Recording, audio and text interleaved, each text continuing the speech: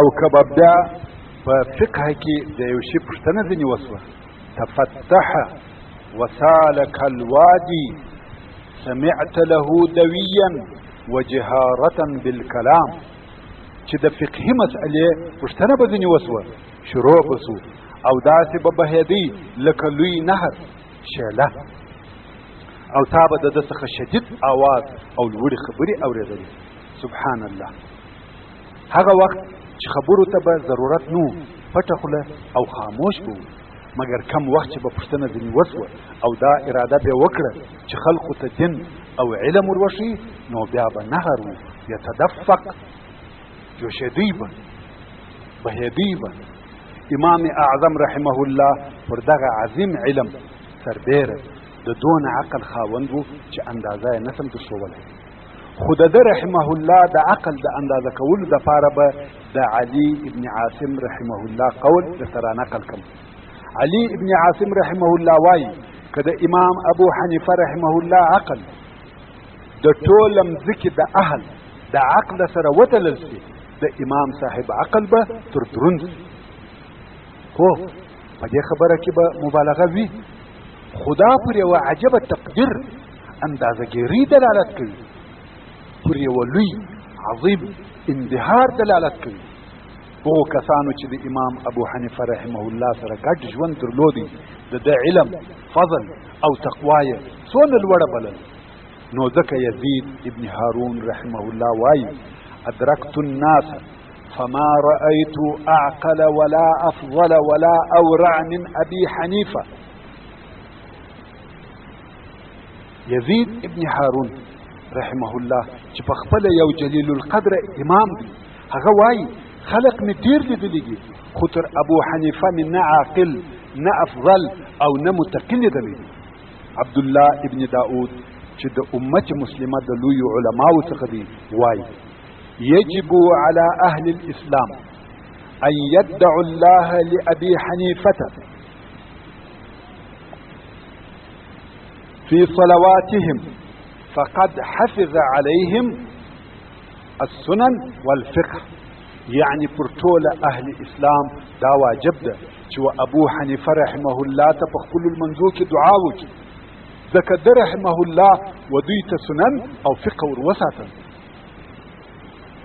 نو موږ وایو رحمك الله يا ابا حنيفه وتقبلك عنده في عليين وجزاك الله عنا وعن المسلمين خير ما جزيت عالم عن امته ورونو سره له دغه چې دغه ټول اقوال د امام اعظم ابو حنیفه رحمه الله پر اجلال دلالت کوي چې د سلف صالح په مابین کې د څونه لوړ او عظیم مقام خاوند وو مګر بیا هم هلته داسې غوره او اخیار کسان شته د مخه تر دې چې ابو حنیفه رحمه الله دې وپېژني پر ابو حنیفه رحمه الله یې د شنر او اصلاح په خاطر طعن ویلی خو کوم وخت چې حقیقت ور معلوم شو د خپلو اقوالو څخه یې رجوع وکړه او د ابو حنیفه رحمه الله قدر یې وپېژندي او د ده په باره کې خپل فکر صحیح او اصلاح کړي چې د هغې جملې څخه یو هم امام اوزاعي رحمه الله دی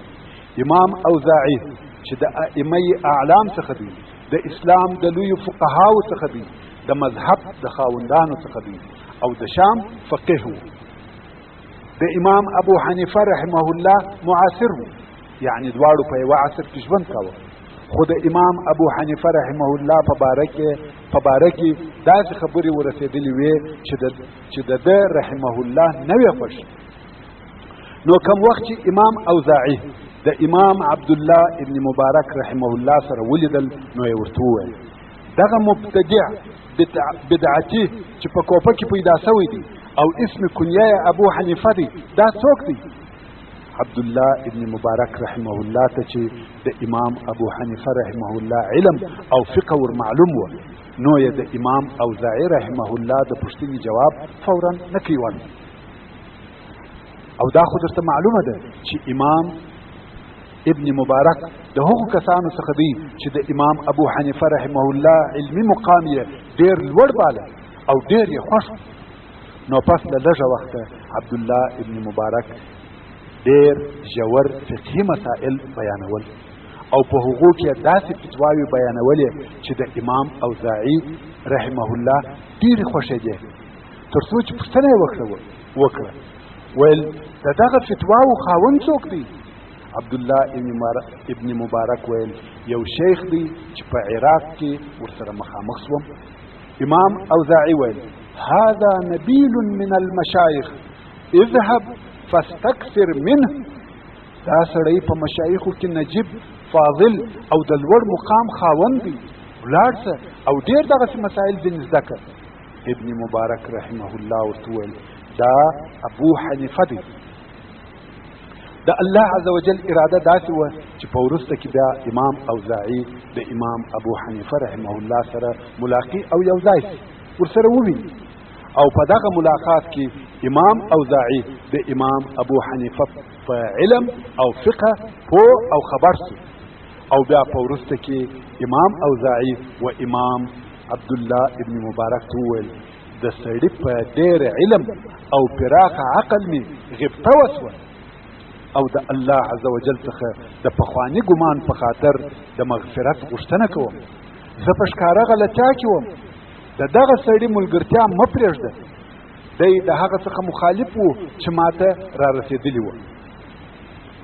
وکیع رحمه الله د امام ابو حنیفه رحمه الله په باره کې وایي كان ابو حنیفه والله عظيم الامانه وكان الله في قلبه جليلا كبيرا عظيما وكان يؤثر رضا ربه على كل شيء ولو أخذته السيوف في الله لاحتمل.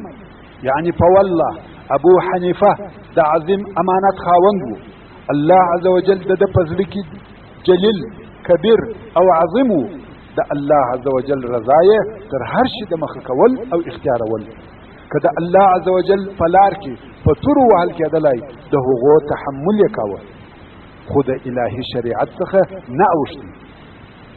څرنګه چې امام صاحب پر حق ټینګ او ثابت ولاړ و، د ده رحمه الله دغه موقف د قضا په نه قبلولو کې دی رحمه الله ووهلو او بندي کولو ته واچاوه، خو د ده ثابت ایمان او راسخې عقیدې بند او وهل قبول کړه، نه قضا.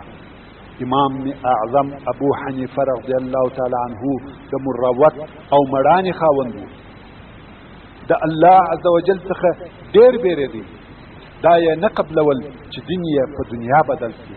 نو ځکه د ده رحمه الله مذهب دا دی هر هغه قاضي چې د قضا د لارې رشوت قبلوي هیڅکله د قضا وړ او لایق نه دی. امام صاحب وایي هر قاضي که رشوت واخیستی هغه معزوله دي، که څه هم امام نکی معزوله. امام ابو حنیفه رحمه الله دین او دنیا دواړه سره یو ځای کړي وو، د غنا او پراخ مال ترڅنګ عالم، فقيه، مجتهد او امام، خو پر دې ټولو سربیره متقی، پرهیزګار، عفیف او پاک. امام صاحب د ټولو هغه کسانو د پاره چې د ده پر شاوخوا وه په عبادت او استقامت کې قدوه او رهنما و. دا څونه ښایسته خبره ده چې علم د عمل سره یو ځای شي. امام ابو حنیفه رحمه الله د هغو خلقو څخه و چې خپل ځان یې د هغو اعماله پابنده او ملازم ګرځولی و کم چې د ده څخه د ده علم او دین غوښته. نو ځکه امام ابو حنیفه رحمه الله وایي رأيت المعاصي نزالا فتركتها مروءة فصارت ديانة. گناهونه می ذلت او کښتوالی ولیدي، د مروت او مړانې په خاطر می پرېښول، نو هغه دیانت، تقوا او دینداري وګرځېده. که د امام ابو حنیفه رحمه الله د تقوا، ورع او عبادت په باره کې خبرې وکړو، په هغه کې به عجایب ووینو. د امام صاحب د تقوا او عبادت په باره کې ډېر داسې روایتونه شته چې نن ورځ موږ ته زموږ د کاهلۍ، عشرت پرستۍ په خاطر د دغسې خبرو منل مشکل ښکاري. هغه دا چې امام ابو حنیفه رحمه الله 40 کاله د ماخوستن په اوداسه د سهار لمونځ ادا کړی. ورونو، که فرضاً په دغه خبره کې مبالغه هم وي، خو موږ ته په یقین سره دا را معلومه وي چې امام صاحب سربیره پر دې چې عالم، فقیه او مجتهد امام و، د عبادت او تقوا خاوند هم و. هو دا ممکنه ده چې انسان دې په یوه کار یا یوه شي کې ولوړې درجې ته ورسېږي، مګر دا چې په علم کې د لوړ بارزه شخصیت او مجتهد امام وي، خو په عین وخت کې دې په ورع، تقوا او عبادت کې هم بارزه او لوړ شخصیت وي. دا کار غیر عادي صبر، قوي اراده، ټینګ او قوي عزم ته ضرورت لري. نو ځکه هغه جلیل القدر فقیه یحیی ابن سعید القطان وایي: كنت والله اذا نظرت الى ابي حنيفه عرفت في وجهه انه يتقي الله عز وجل. والله ما چې به ابو حنیفه وکتل، د په مخ کې به مې ولیدل چې دی د الله عز وجل څخه بیریږي، د په مخ کې به مې تقوا ولیدل. یو څوک به وایي چې انسان څنګه تقوا لیدلی شي، مګر هغو کسانو د الله عز وجل په نور سره لیدل کول، هغو داسې حس او حد درلودی چې د تقوا علامې یې د انسان په مخ کې لیدلې. ورونو، د امام اعظم رضی الله تعالی عنه په ژوند او د هغه په عبادت کې په واضحه او ښکاره ډول تقوا ځلېدل. نو ځکه حسن ابن محمد اللیثي رحمه الله وایي: کوفې ته ورغلم، پوښتنه مې وکړه چې په کوفه کې تر ټولو خلقو ډېر عابد څوک دی؟ ابو حنیفه یې راوښود. امام ابو حنیفه رحمه الله ډېر عبادت کاوه، د شپې به ټوله شپه لمونځ، عبادت، تهجد، ژړا او توبه کول، په لمانځه، روژه، قیام اللیل، تلاوت القرآن، بې کومک او استعانت غوښتي. لکه د مخه چې مو درته وویل، ځینې علما د امام ابو حنیفه رحمه الله د دغه وصف په باره کې وایي چې امام ابو حنیفه رحمه الله د شپې بالکل نه بجدي. مثلا یحیی ابن ایوب الزاهل وایي امام ابو حنیفه رحمه الله د شپې نه بجدي. ورون، امام ابو حنیفه رحمه الله د ډېر لمانځه په خاطر وتد وبلل سو. وتد یعنی موژی، د ډېر اوږده لمانځه په خاطر، لکه د مسجد په مځکه کې چې موژی ټک وهل سوی وي، نو ودته وتد وایي. ابو عاصم النبیل رحمه الله وایي ابو حنیفه وتد بلل کېدی. امام سفیان ابن عیینه رحمه الله کم وخت چې ابو حنیفه رحمه الله د کعبې شریف سره عبادت کوونکی او لمونځ کوونکی لیدی، نو یې وویل: ما قدم مکه رجل في وقتنا اکثر صلاة من ابي حنیفه. یعنی زموږ په زمانه کې مکې مکرمې ته داسې سړی نه دی راغلی چې تر ابو حنیفه دې ډېر لمونځ کوي. ابو مذیع رحمه الله د ابو حنیفه او سفیان په باره کې وایي: زه په مکه مکرمه کې وم، فما دخلت في الطواف في ساعة من ساعات الليل إلا رأيت أبا حنيفة وسفيان في الطواف. يعني د شپې په هیڅ وخت کې د وختو و طواف ته نه مو داخل سوی، مگر ابو حنیفه او سفیان به مې په طواف کې لیدل. تاسې دغه خلقو ته وګورئ، علم د الله عز وجل د عبادت څخه نه مشغولول. او امام اعظم ابو حنیفه رحمه الله یو د هغو څلورو کسانو څخه دی چې دننه په کعبه شریفه کې قرآن مجید ختم کړی، چې هغه څلور: امیر المؤمنین عثمان ابن عفان، جلیل القدر صحابي تمیم الداري، عظیم تابعی سعید ابن جبیر، او امام اعظم ابو حنیفه النعمان رضی الله تعالی عنهم اجمعین دی. امام ابو حنیفه رحمه الله د الله عز وجل څخه ډیر بیریږي. خارجه وایي د امام ابو حنیفه رحمه الله سره می د په مسجد کې د ماخستن منځ ادا کړ. څرنګه چې ما غوښته د یوې مسئلې په باره کې په داسې وخت کې پوښتنه ځینې وکم چې څوک مې ونه ویني، ځکه ما یوه خاصه پوښتنه درلوده. نو هلته ګوښه په انتظار کښېنستم. خلق د مسجد څخه کرار وتل، تر څو ټوله خلق ووتل. امام صاحب نو خبر چې زه په مسجد کې یم.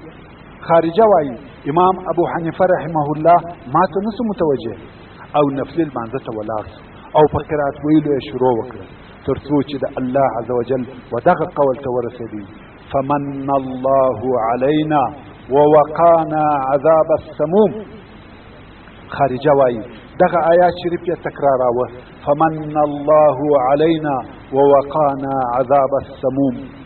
خارجه وایي زه د هلته په مسجد کې په انتظار ورته کښېنستم د فارغه کېدو انتظار باسم خو امام صاحب دغه آیات شریف تکرارا وایي تر څو چې مؤذن د سهار د لمانځه دپاره اذان وکړي.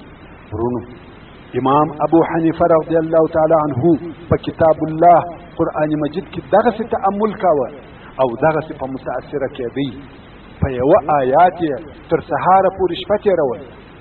یزید ابن الکمید رحمه الله چې د اخیارو او ډیرو ښو خلقو څخه دی د امام ابو حنیفه رحمه الله د حالاتو څخه د یوه حال روایت کوي او وایي کان ابو حنیفه شدید الخوف من الله.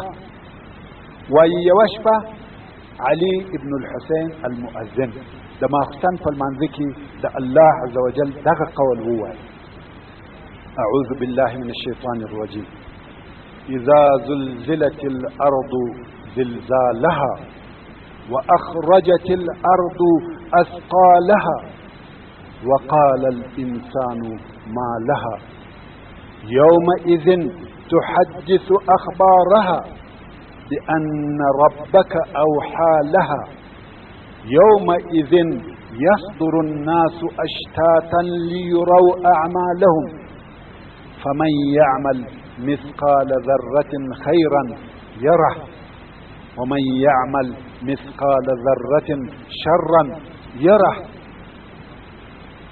كم وخت المنځ پای ته ورسېدی او خلق د مسجد څخه ووته و ابو حنیفه رحمه الله ته مې کتل چې ناست دي فکر وهي او په زوره ساه کاږي لکه هغه سړی چې ډېر ستړی وي.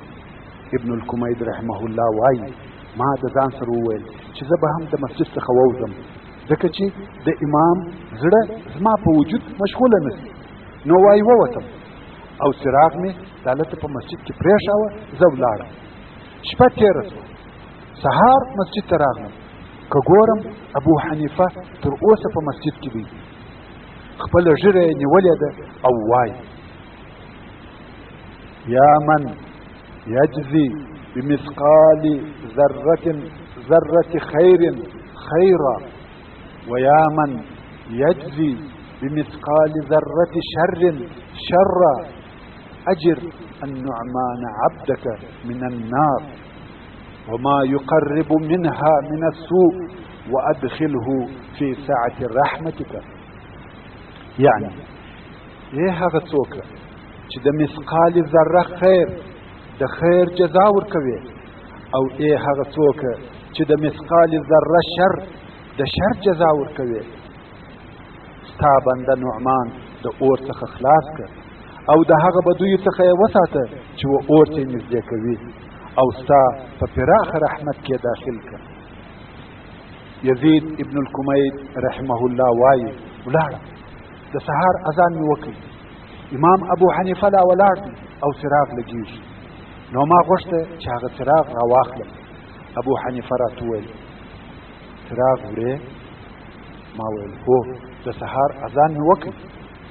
امام ابو حنیفه رحمه الله پوه شو چې شپه تېره شوې ده نو یې یزید ته وویل دغه حال چې تا ولیدی پټ یې وساته یعنې و خلقو ته زما د لمانځه په باره کې خبرې مه کوه.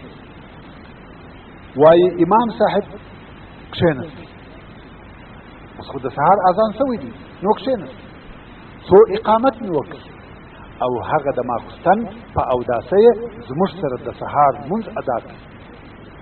امام اعظم رحمه الله په علم عبادت او خشوع کې د دغه درجې خاوند.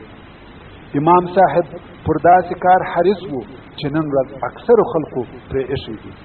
هغه ده کم وخت چې به لمانځه ته تلي هغه تر ټولو ښه او ګران قیمته کالي یې اغوستل عطر او خوشبویي به استعمالول ژره به ږمنځول ځان به جمیل او مزین کړي.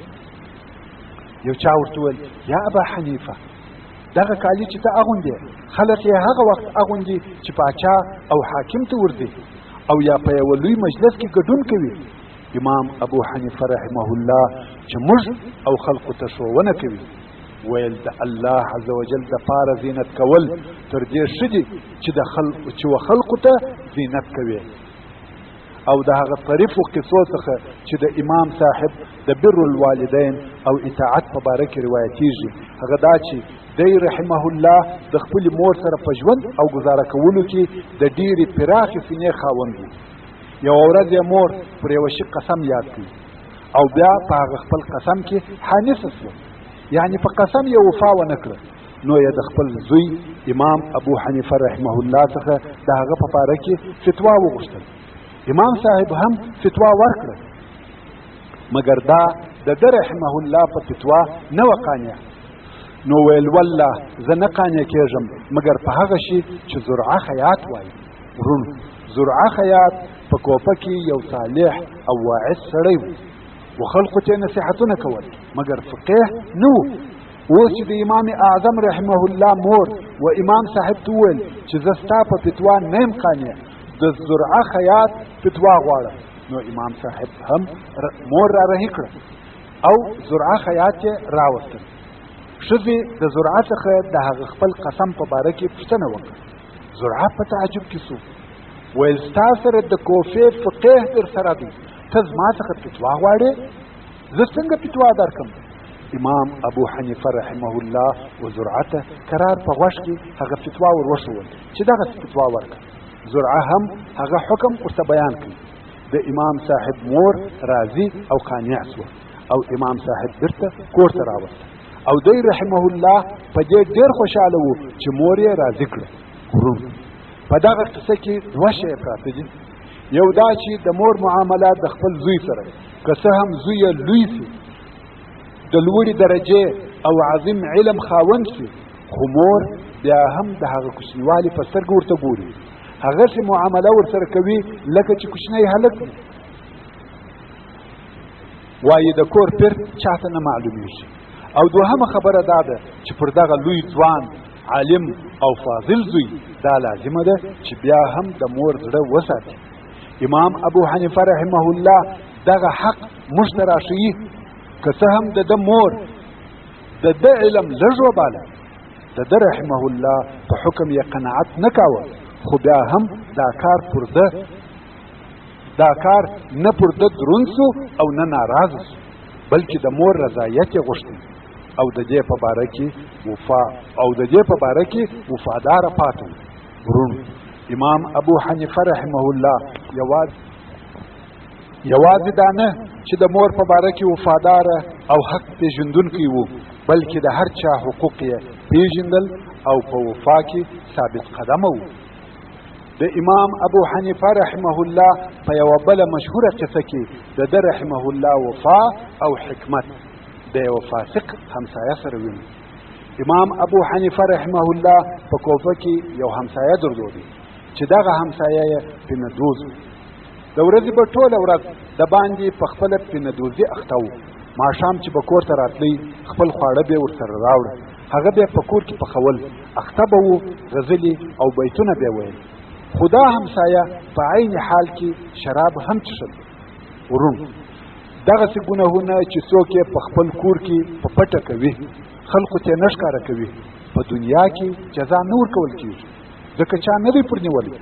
په دنیا کې هغه چاته جزا ورکول کېږي چې دغسې کارونه په ښکاره سره کوي، خو د دغسې پټ سړي جزا په آخرت کې د الله عز وجل سره ده.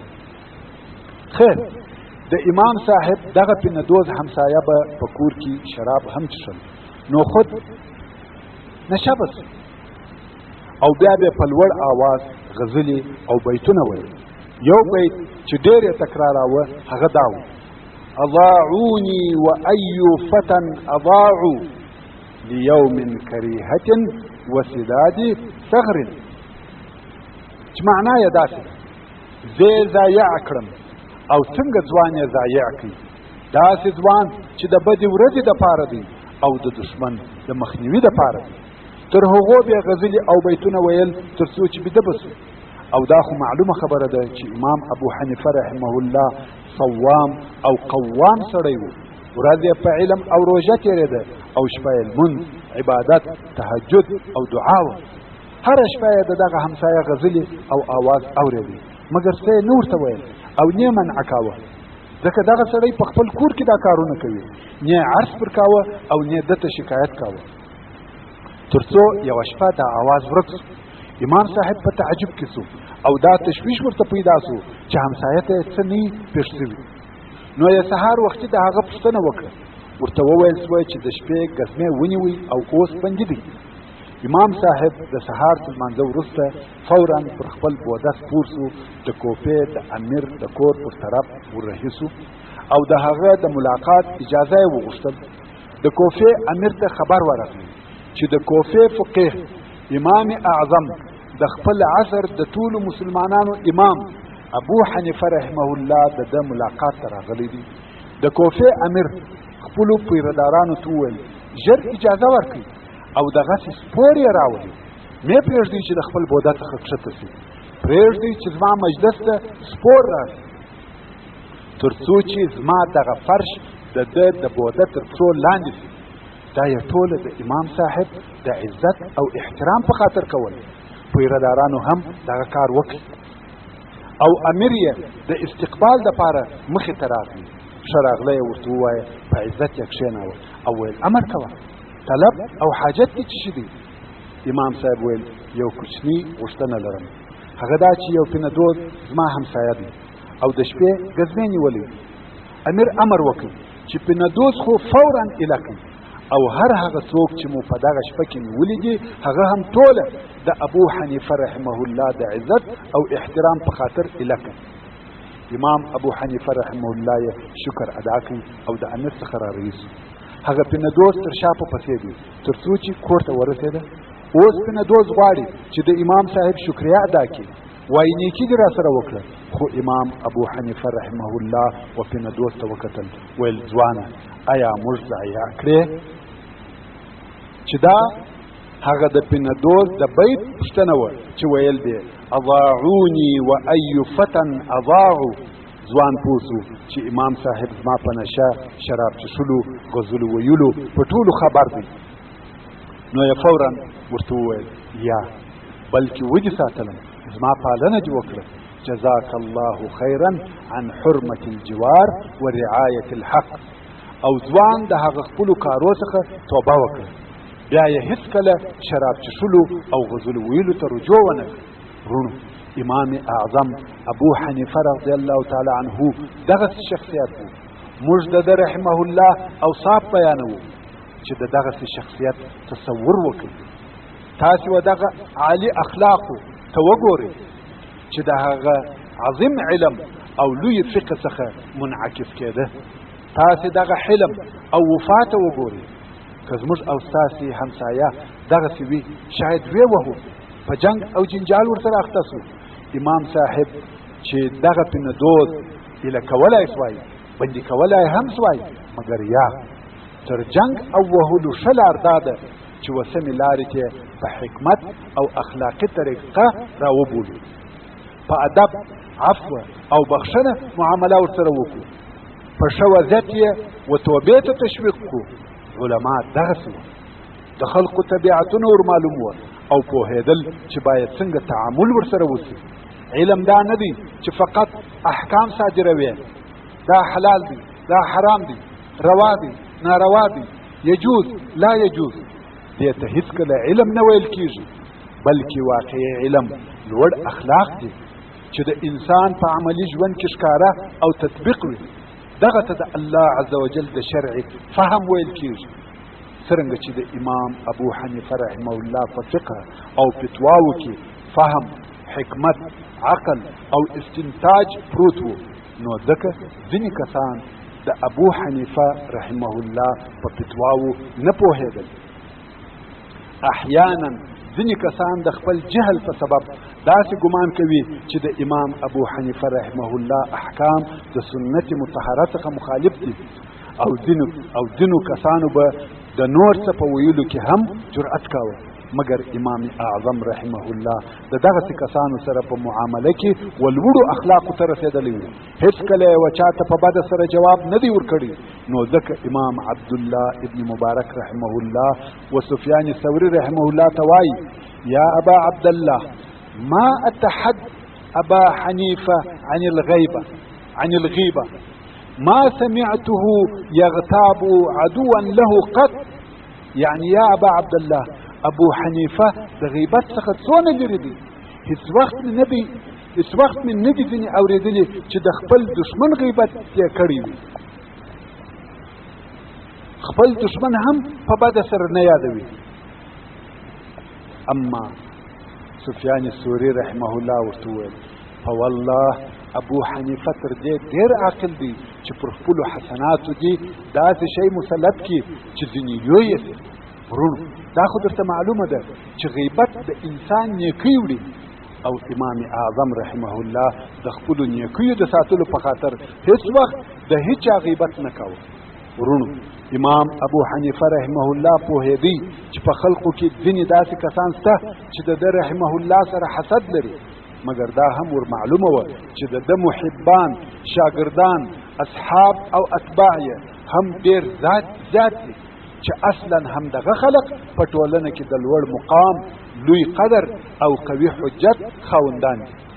عبدالله ابن داود القریظی هغه لوی فقیه محدث د امام ابو حنیفه رحمه الله د مخالفینو په باره کې وایي الناس فی ابي حنیفه رجلان جاهل به وحاسد له واحسنهم عندي حالا الجاهل. یعنی د ابو حنیفه رحمه الله مخالفین پر دوه قسمه دي.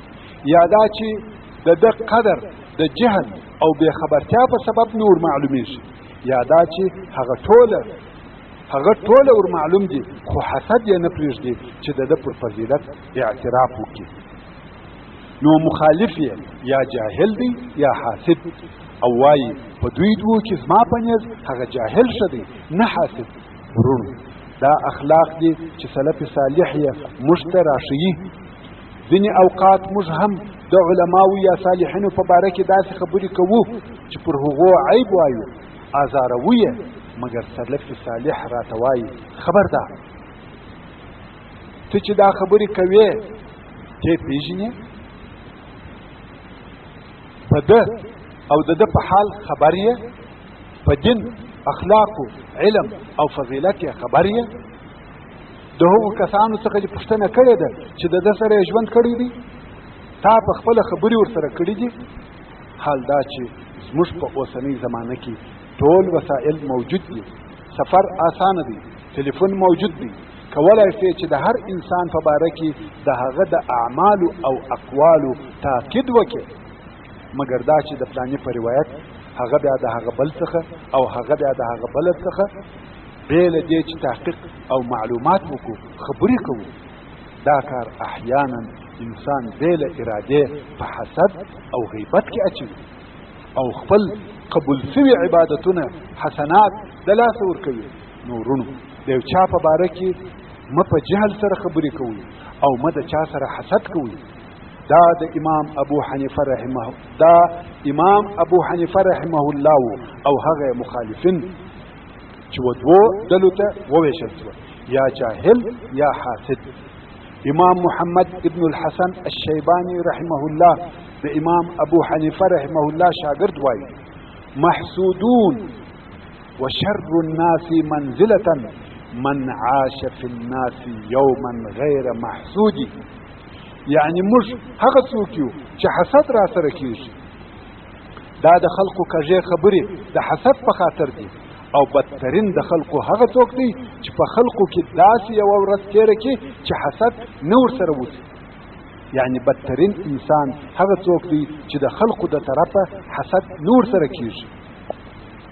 زموږ په اصطلاح د چا قصد نه پکېږي. ولې دغه سړی بدترین د خلقو سو؟ ځکه هغه څوک چې حسد نور سره کېږي د هغه سره داسې شی نسته چې څوک دې په هغه کې حسد ورسره ولري. نه علم نه مال، نه تقوا نه عبادت، نه کمال نه جمال ورسره شته، هیڅ شی نه لري چې د هغه په خاطر کې حسد ورسره وشي. نو دا هغه بدترین انسان دی. مګر هغه څوک چې الله عزوجل د خپل فضل او کرم څخه یو ښه نعمت ورکړی وي، خامخا داسې خلق پیدا کیږي چې حسد ورسره وکړي. نو خود امام محمد الشیبانی رحمه الله وایي محسودون، یعنی موږ محسودون یو، خلق حسد را سره کوي. سبحان الله. تاسې وګورئ ائمه د حالاتو تفسیر او تحلیل څنګه کوي او موږ پوهوي. د خلقو دغه د حسد خبرو طبعا امام اعظم رحمه الله ظاهراوه او دا د انسان طبیعت دی. هر څوک چې وي په دغسې د حقیقت تهمتو حسد بې ځایه خبرو ظاهریږي، مګر د امام ابو حنیفه رضی الله تعالی عنه رد او جواب بې له خیره ښې خبرې بل څه نه او ویل دی یحسدوني فإني غیر لائمهم قبلي من الناس أهل الفضل قد حسدوا فدام لي ولهم ما دام بي وبهم ومات أكثرنا غيظا بما حسدوا. يعني كچيري دوی ما سره حسد لري زه دوی نه ملامتوم، تر ما د مخه هم د اهل الفضل خلق سره حسد سوی دي، مګر د فضل خاوند همیشه پاتې کیږي. خلق د هغه فضیلت او شوالی د تاریخ په اوږدو کې همیشه یادوي، خو حاسد د هغه خپل حسد په خاطر په قهر او تکلیف کې مري. د امام ابو حنیفه رحمه الله حلم او د غضب خاموشولو قدرت و داسې اندازې ته رسیږي چې زموږ تر تصور لوړ دی. یو وخت د حج په موسم کې په مسجد الخیب کې یو سړی ورته راغی چې د یو مسئلې پوښتنه یې کول. امام ابو حنیفه رحمه الله د هغې پوښتنې داسې جواب ورکړي چې د رحمه الله سلیم او حق باله. خو هغه پوښتنه کوونکي وویل حسن داسې وایي او داسې وایي، چې مقصد یې حسن بصري رحمه الله هغه د بصري عالم او فقيه. امام ابو حنیفه رحمه الله وویل اخطأ الحسن، یعنی په دغه مسئله کې د حسن فتوا نه ده صحیح.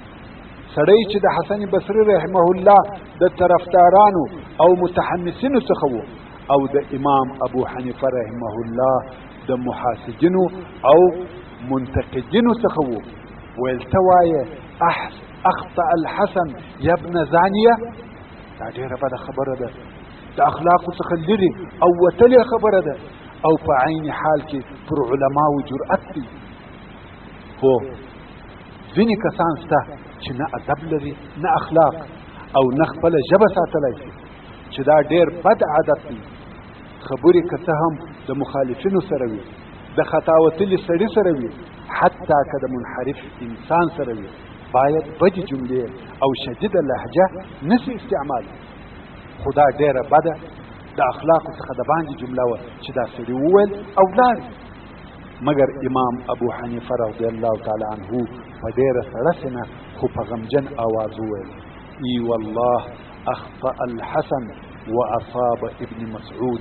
یعنی په دې مسئله کې زما سره د جلیل القدر صحابي عبدالله ابن مسعود رضی الله تعالی عنه روایت شته چې هغه د حسن د فتوا څخه مخالف دی او په دې کې هیڅ شک نشته چې ابن مسعود رضی الله تعالی عنه تر حسن بصري رحمه الله ډېر عالم او افضل دی. نو څنګه د ابن مسعود رایه د حسن د رایې په خاطر پرېږدم چې دلته امام ابو حنیفه رحمه الله په ډېره سړه سینه دا ښکاره کړه چې د دغې مسئلې اساس او مصدر چیرې او څنګه دی، او د امام صاحب په نیز د صحابي او تابعي د رایې په مابین کې ډېر لوی فرق موجود دی.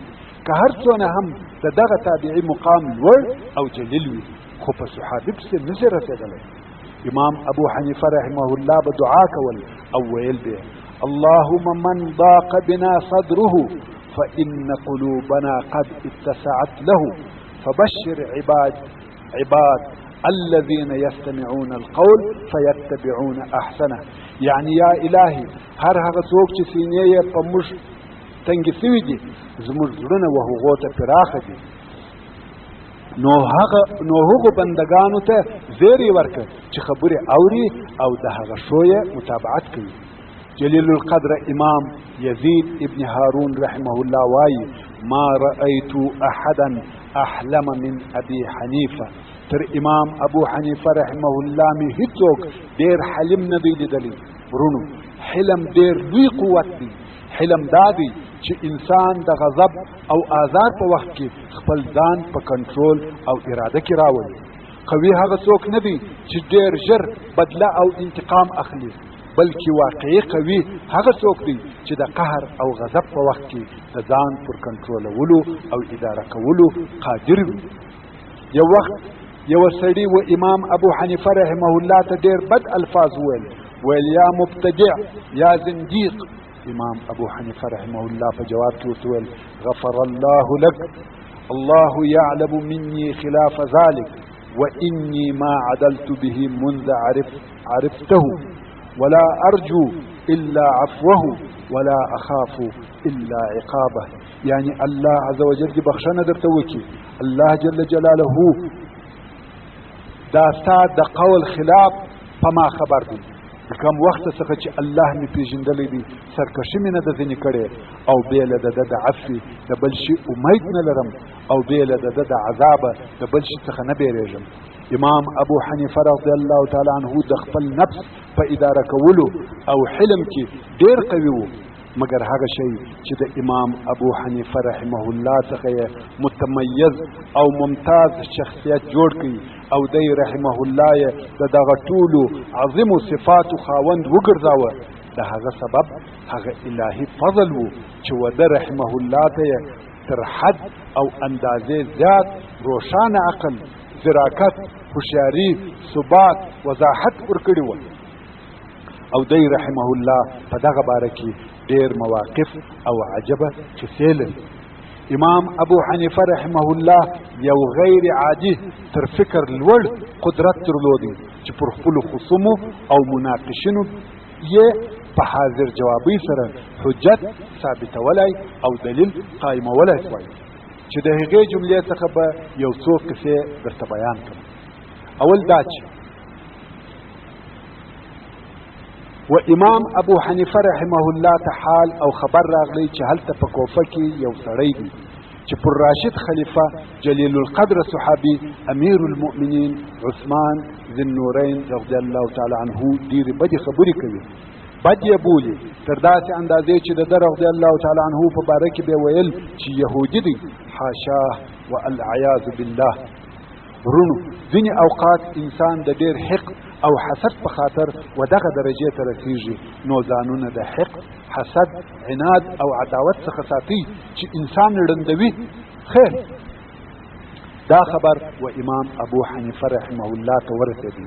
امام صاحب په تعجب کې شو چې انسان څنګه دونه جرأت کولی شي چې د رسول الله صلی الله علیه و آله وسلم پر صاحب، ملګری او د رسول الله صلی الله علیه و آله وسلم د دوو لونو پر زوج یا خاوند دغسې خبرې وکړي. نو امام ابو حنیفه رحمه الله د ځان سره دا اراده او فیصله وکړه چې دغه سړي ته به ورځم او ورغلم. سړي استقبال ښه راغلی او ډېر عزت وکړي. امام ابو حنیفه رحمه الله کښېنستی او سړي چې وویل زه په مرکه راغلی. سړي ویل د چا دپاره؟ امام صاحب ویل ستا د لور دپاره.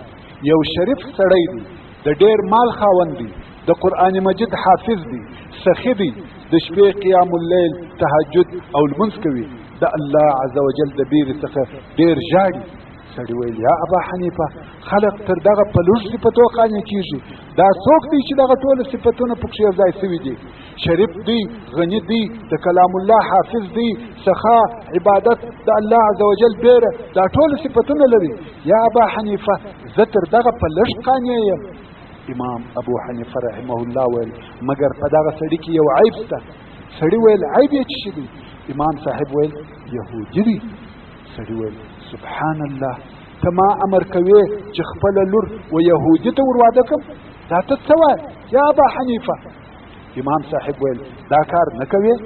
نه غواړې چې ستا د لور میړه دي د دغسې صفتو خاوند وي فقط دا چې یهودي دی؟ سړي ویل یا. امام اعظم رضی الله تعالی عنه ویل رسول الله صلی الله علیه و آله وسلم خپلې دوې لوڼې و یهودي ته ور واده کړې. سړی وشرمېد او پوه شو چې د ده خبرې د عثمان رضی الله تعالی عنه په باره کې بدې او بې اساسه دي او دا چې پر عثمان رضی الله تعالی عنه د يهودیت تهمت وایم دا کار نشایي او نه جواز دی.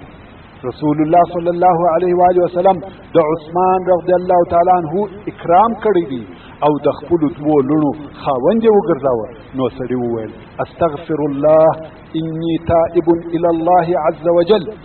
امام ابو حنیفه رحمه الله په دغه نرمه لهجه ښه اسلوب او ډیر ذراکت جاهل خلق وسمې لارې ته را اړول.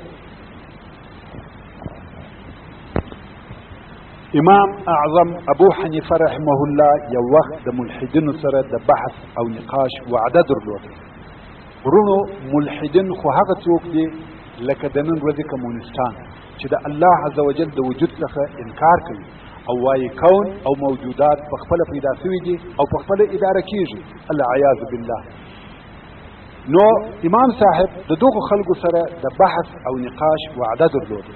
امام صاحب وزن دی پر هغه خپل وخت د بحث وځای ته نسو حاضر خلق سره راټول شوي دي په انتظار ولاړ دي څو امام صاحب راورسېدي. هغه ویل وزن دی. امام صاحب ویل هو، مگر هغه شی چې زه وزنډولم یو عجبه واقعه وه. هغه دا چې زه د ولې پر غاړه ولاړ وم، یوه لویه درخته راولوېده، په خپله تختې رس وه. دا تختې په خپله سره یو ځای شوې او بیا د اوسپنې یوه ټوټه راولوېده. هغه ټوټه میخونه شوه او میخونه په خپله په دغه تختو ننوتل. مقصد دا چې امام صاحب دغه حالات ورته بیانول تر څو چې د تختو څخه په خپله یوه لوی کښتۍ جوړه شوه او کښتۍ په خپله د دغه نهر یوې غاړې او بلې غاړې ته تله. خلق او د هغو مالونه یې پورې ایستل. امام صاحب ویل زه په تعجب کې ورته ولاړ. محترمو ورونو، څرنګه چې پته پای ته رسېږي نو د امام اعظم رضی الله تعالی عنه د سیرت پاته بیان به په راتلونکي څلورمه پته کې درته واورو ان شاء الله تعالی. وما توفيقي إلا بالله رب العالمين، والصلاة والسلام على خير خلقه محمد وآله وأصحابه وأهل بيته أجمعين، والسلام عليكم.